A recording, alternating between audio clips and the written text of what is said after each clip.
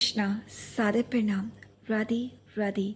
Oh, very warm welcome to the day 53 of my YouTube channel, Dental Tips. Today's topic of discussion, today we're going to discuss about sensoform gum paint in brief. Day 52, we discussed what are these gum paints, gum astringents, what are the various scenarios in which the dentist recommends these gum paints to the subject. The various scenarios could be in the case of gingivitis, it could be in the case of oral ulcers, it could be in case of irritation to the gums owing to orthodontic braces, it could be due to irritation to the gums owing to dentures, it could be in case of stomatitis, it could be in the case of teething problems when the baby teeth or deciduous teeth are about to erupt in the oral cavity and they are exerting pressure on the gums and causing discomfort to the infant.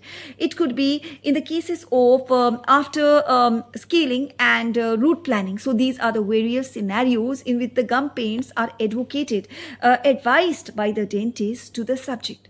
So coming to our topic of discussion today, sensoform gum paint.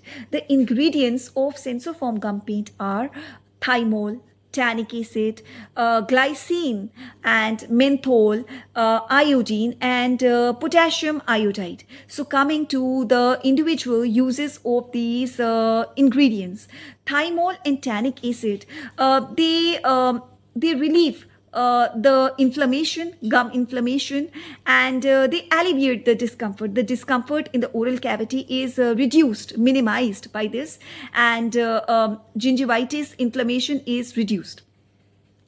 Now, menthol provides a cooling effect. It provides a refreshing effect. Coming to iodine acts as an antiseptic. It reduces the tendency of infection. And glycine soothes and protects the oral cavity.